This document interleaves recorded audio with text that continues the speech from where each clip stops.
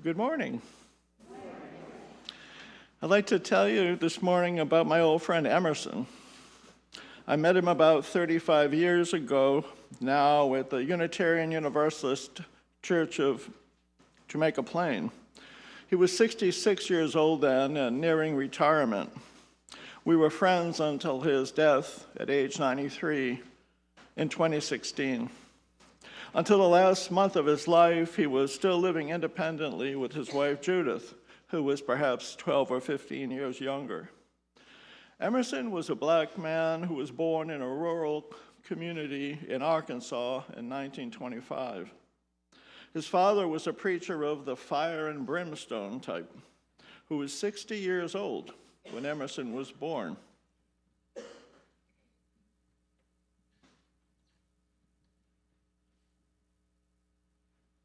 Emerson's father was born in 1865. The Emancipation Proclamation had been issued in 1863, but of course you know the simple issuance of that document did not end the institution of slavery. It simply guaranteed freedom to those enslaved people who could make their way out of a slave state to a place of freedom. Emerson's father was born into slavery. Some years ago, Emerson and Judith invited me to their home for dinner and to meet his great niece who was visiting from Arkansas. She told us of the research she had done on her family's genealogy. She had had good success in researching the family's history going back to 1865 or so. But then she said, very simply, that she could not go back any further because there were no records, because we were considered property then. It was a stunning and profound moment for me to hear someone state so simply and with such utter resignation that truth, that sad truth. I wonder how you feel as you hear this.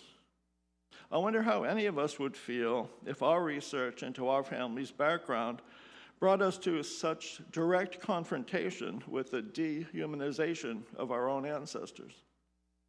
Clearly, there were many in 1865 who thought that black lives did not matter, or did not matter much, or mattered only as much as chattel, movable property, matters.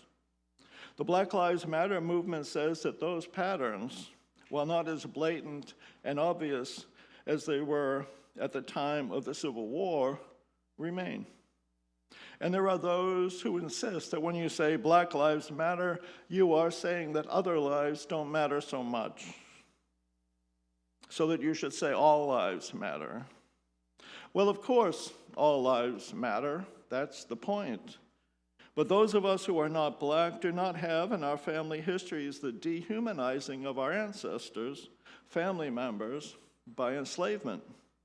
Immigrants of many nationalities have suffered from discrimination and prejudice, from being thought of as inferior and then marginalized. But only the African Americans among us were enslaved, were named as less than human, were considered property rather than people. Did the passing of a law in 1863 end the mindset that claimed that black folk were of less value than white folk? I think we know that the world doesn't work that way. The culture doesn't work that way. Lynching is defined as the unlawful killing of a person by a mob, generally by hanging, and usually associated with vigilante justice and racial violence. That's from the book Extraordinary Endings. It's not clear when the practice started, but it was in use at least around the time of the American Revolution. And there were no reliable figures concerning lynching prior to 1882, but the NAACP lists the total number of lynchings of blacks since 1882 at around 5,000. From 1930 to 1937, southern states accounted for 95% of all American lynchings. And less than 30% of the black men lynched were ever proved guilty of rape or attempted rape, which was the crime or alleged crime of almost all male lynching victims. The last public lynching in the United States occurred in Walton County, Georgia, in 1946, when 4 black people, 2 men and 2 women, were hanged. There are those in this room who were alive when that happened. It's not that long ago. But in order not to fall into stereotyping, consider this. The South was not the only area in the country where lynching occurred.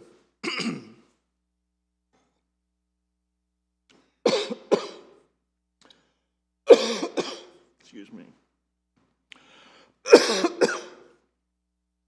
There are only 4 states in which there are no records of lynchings having ever occurred. Excuse me. Massachusetts, New Hampshire, Rhode Island, and Vermont.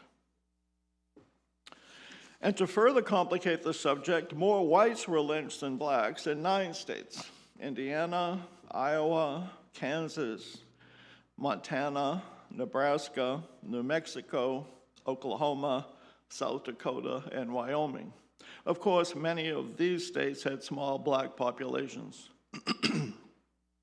It's clear, though, that lynching as a revenge for crimes or supposed crimes against white women was widely practiced as a racist act against black men in the years between 1882 and 1946. By and large, whites did not need to fear that they would be killed by vigilantes, and black men indeed did have to live with that fear. Slavery in the United States is one of the most blatant forms of racism that can be imagined. Lynching, as practiced in the United States, was an even more repugnant form of racism. We are all familiar with the struggle for civil rights in the mid-20th century America. We're familiar with the story of Selma, the protest of Rosa Parks, the rise to leadership of Martin Luther King Jr., the formation of the NAACP, the role of the Southern Christian Leadership Conference, the Student Nonviolent Coordinating Committee, the passage of the Civil Rights Acts of 1957 and 1968, the assassination of Reverend King, the assassination of other black leaders, and the formation of groups such as the Black Panthers. The struggle for civil rights is a struggle against racism in manifold guises, some blatant, some subtle, all insidious, all hurtful to individual black persons, their families, their communities, and our belief in a country united by a sense of fairness with liberty and justice for all. I grew up in Boston in the 1950s and 1960s. I thought that we in Dorchester were relatively free of racism. I remember only one African-American boy in my classroom in grammar school, Jimmy Johnson, a quiet boy, darker than the rest of us, but in no other way remarkable.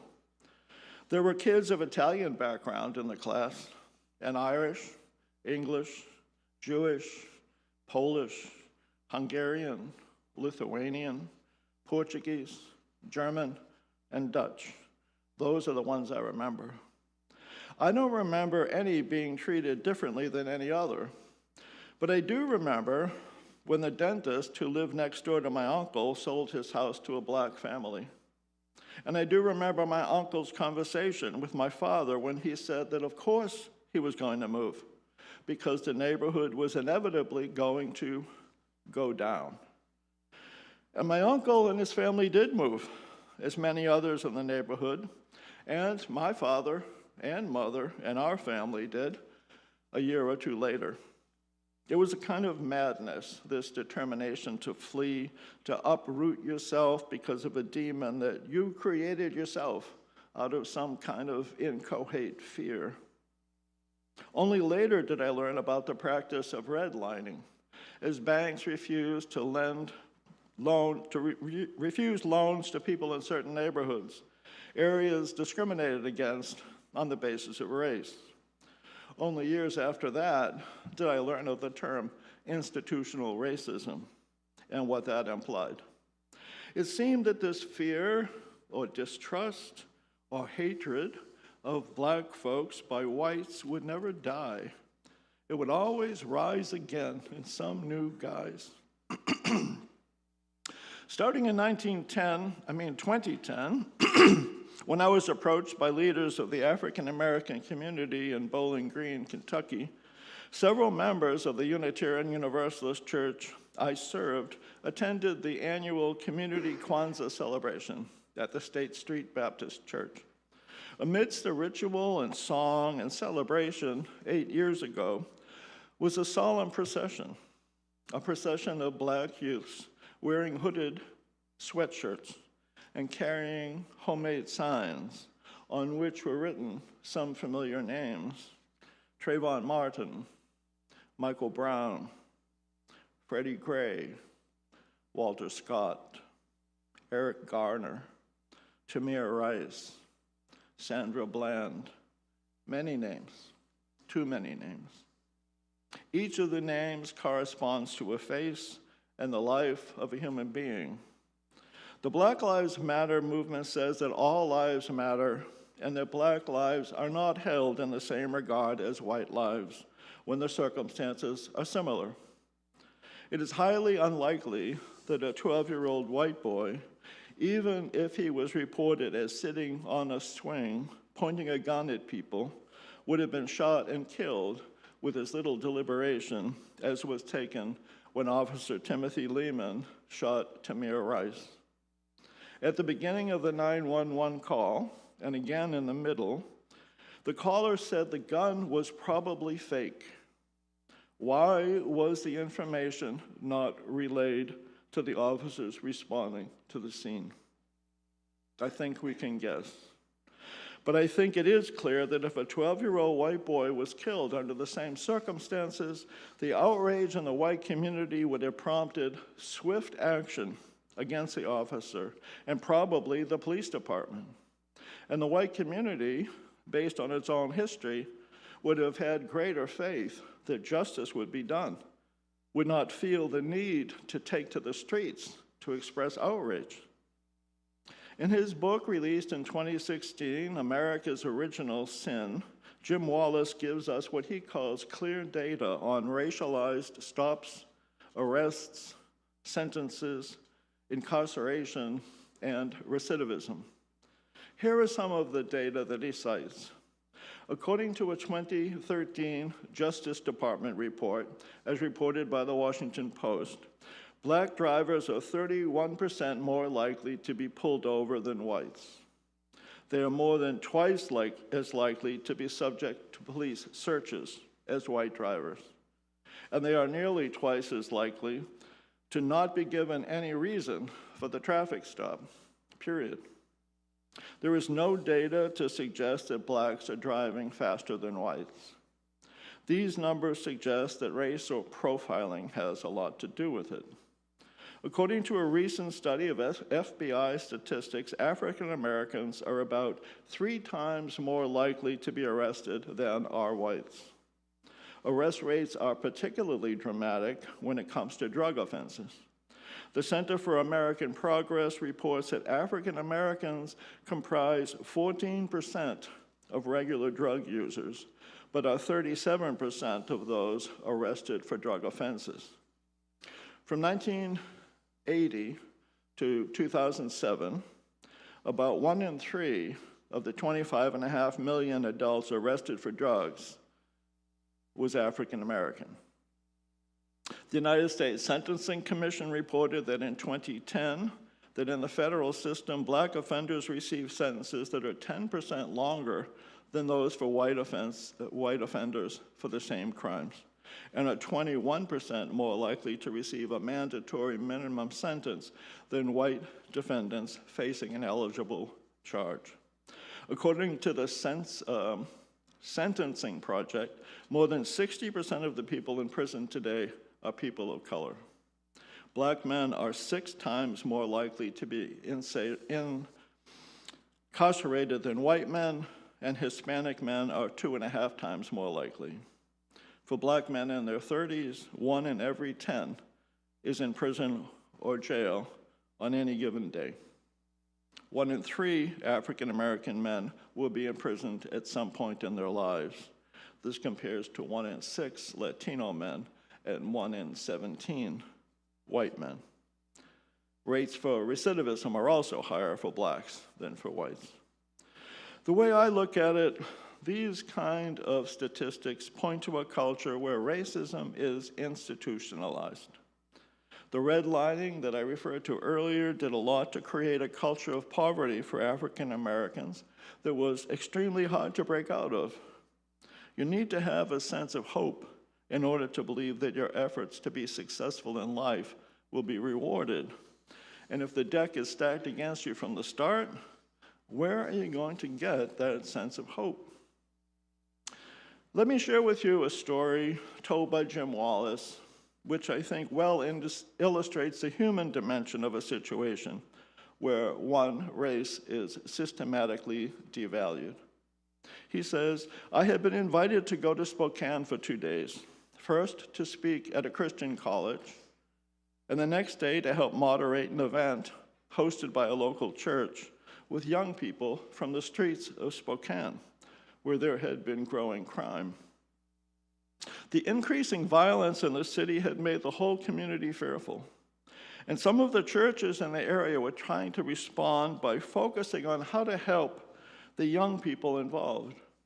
Several youth workers from the church had made connections on the street and persuaded many of the street youth to show up for that day at the church. Because of the crime crisis, many leaders from the Spokane community also showed up. Educational leaders, business leaders, the police chief, the chief official in charge with drug policies and enforcement, several other local pastors, and many concerned citizens. The final session of the day was dramatic. In front of the sanctuary, a whole row of young people from the streets sat facing the crowd and were invited to tell their stories. And they did.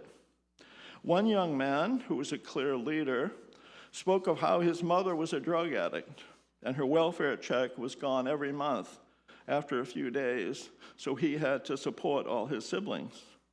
McDonald's didn't pay enough for that, he said.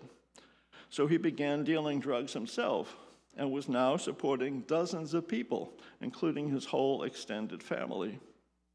Another said that he always wanted to attend college, but he had no money, so he joined a gang and kept on studying on his own. A young woman spoke of being sexually abused at home by her stepfather, so she ran away and went to a gang for protection, but then had to become a gang girl. And you can imagine what that means. Jim Wallace says that he watched the audience as community fears turned into community tears. It was a multiracial group, both the audience and the street youth and gang members, Black, Hispanic, Asian, and white. There was an emotional question and answer period. A pastor asked what they could do to help. One young man said simply, I don't know, man. Why don't you just do what you do best and throw that in here?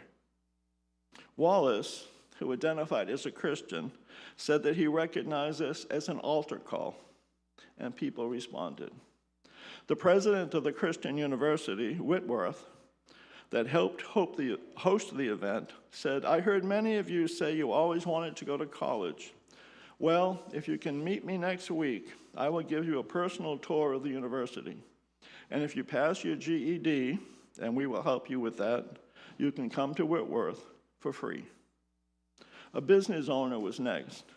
Clearly, some of you have extraordinary entrepreneurial skills.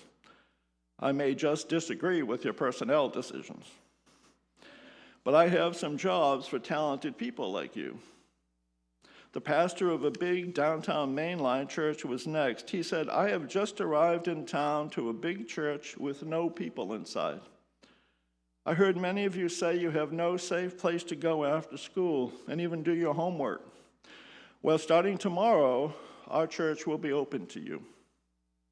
Jim Wallace says that his favorite response came from a middle-aged woman who said, "I am not a university president, I don't own a business, and I don't pastor a church.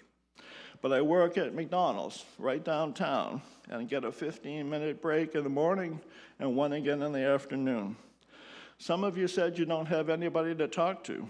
Well, come by McDonald's and I will talk to you and even buy you a Big Mac." What do we have and what can we offer? Those are the questions I encourage us to ask today. I know there are people in this church who have something to offer and don't know where the place is to offer what they have. When I asked such a question of my African American friends and associates in Bowling Green, the result was disappointing.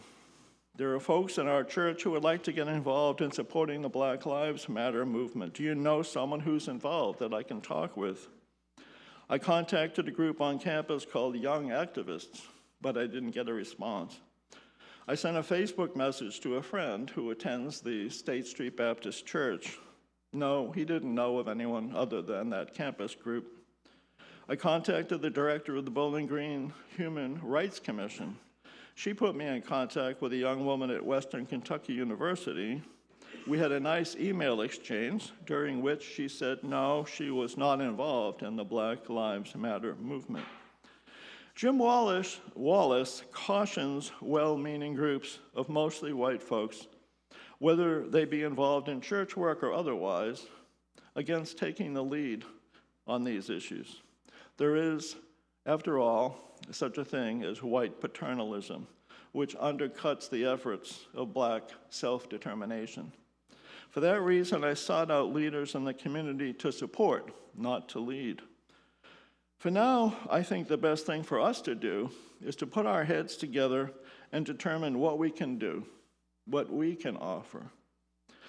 In 2022, I suggested to Bob Waterman that the sanctuary that we're sitting in now goes unused for 6.5 days in the week. It could be put to better use by offering it to high school youth as a rehearsal space, if they have a band, or even a performance space at little or no cost as an outreach effort into the community. And he expressed enthusiasm, but we never proceeded with an initiative. That space, or the parish hall, could also serve as a study space as part of the Black Lives Matter initiative, or to any student in the community, much as was offered in Spokane several years ago.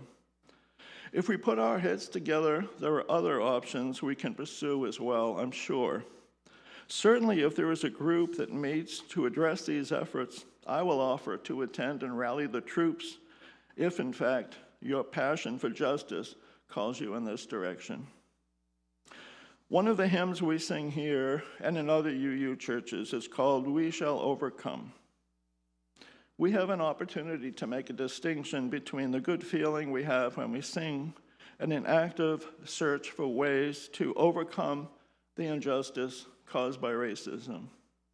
When we say, "I do believe that we shall overcome," do we believe it? Or do we hope for it? Or are we determined to make it happen? Each in his or her own heart will answer the question, but certainly we should offer what we can. I don't know, man. Why don't you just do what you do best and throw that in here? What do we do best? What can we throw in here? That's for us to determine together.